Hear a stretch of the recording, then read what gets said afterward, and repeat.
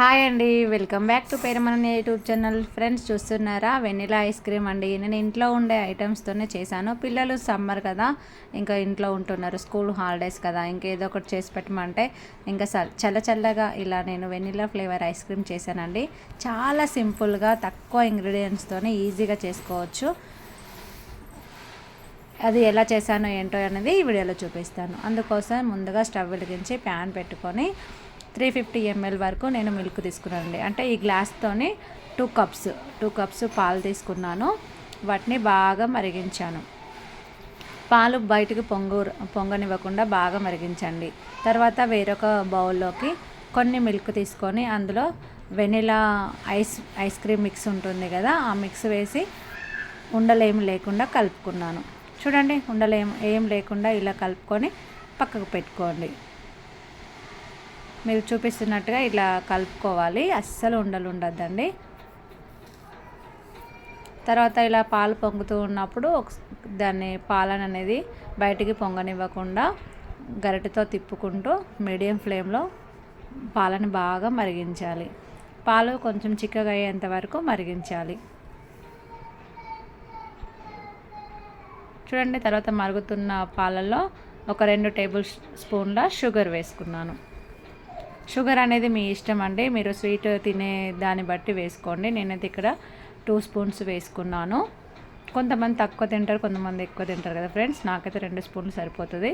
తర్వాత మనం ఇంతకుముందు కలిపి పెట్టుకున్న ఐస్ క్రీమ్ మిక్స్ ఉంది కదా, అది పాలలో వేసుకుంటూ గరిటె సహాయంతో తిప్పుతూ మెల్లమెల్లగా దాన్ని ఉండలేం లేకుండా కలపండి. చూడండి, ఇలా నేను కలుపుకొని ఒక 2 నిమిషాల తర్వాత నేను పిల్లల కోసం కదా హెల్తీగా చేస్తున్నానే బాదం కాజు పౌడర్ నేను చేసి పెట్టుకున్నాను ముందే, అది కూడా వేసానండి. అంటే ఇది ఇష్టం అండి, లేకపోతే స్కిప్ చేయొచ్చు. నా దగ్గర ఉన్నది ఇంట్లో ఎప్పుడు డ్రై ఫ్రూట్స్ ఉంటాయి కదా, నేను పిల్లలు సమ్మర్ కదా ఇంట్లో ఉంటున్నారని పాలల్లో కలిపి ఇవ్వచ్చు, లేదా ఇలా ఏమన్నా చేసినప్పుడు వేయచ్చని చేసి పెట్టుకున్నానండి. అది కూడా నేను వేసాను హెల్తీ కోసం. చూడండి, పాలు ఇలా అన్నీ చిక్కబడి ఇంత క్వాంటిటీకి వచ్చిన తర్వాత ఒక 1/2 టేబుల్ స్పూన్ వెనిలా ఎసెన్స్ వేసుకున్నాయండి. ఇది వైట్ ఎసెన్స్ అండి. తర్వాత పాలు కాస్త చల్లారనిచ్చి ఒక బాక్స్లోకి తీసుకోవాలి. చూడండి, నేను 350 ml తీసుకున్నా కాబట్టి చాలా తక్కువ క్వాంటిటీ అయ్యాయి ఫ్రెండ్స్.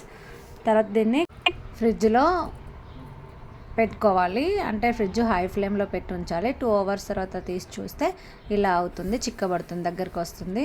దీన్ని ఒక మిక్సీ జార్లో తీసుకొని మిక్సీ చేసుకోవాలి. ఇప్పుడు మనం తీసుకున్న ఐస్ క్రీమ్ మిక్స్ ఉంది కదా, మొత్తం దాన్ని మిక్సీలో వేసుకొని ఇలా చూపిస్తున్నట్టుగా మిక్స్ చేసుకోండి. మనకు మిక్స్ చేసుకుంటే మళ్ళీ అంతా లిక్విడ్గా అయిపోతుంది. ఇంతకుముందు కొంచెం గట్టిగా ఉన్నదంతా లిక్విడ్ అయిపోతుంది.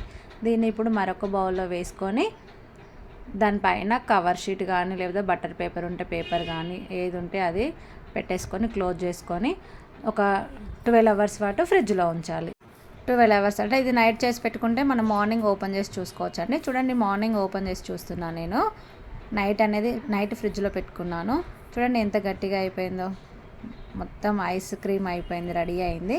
ఇప్పుడు మనకు ఇంట్లో ఉన్న పిల్లలకి సర్వ్ చేయొచ్చు. సర్వ్ చేయడానికి రెడీగా ఉందండి. చూడండి, నేను ఇలా స్పూన్తో తీయగానే వచ్చేస్తుంది. ఫ్రెండ్స్, మీరు కూడా మీ పిల్లలకి ఇలా చేసి పెట్టండి.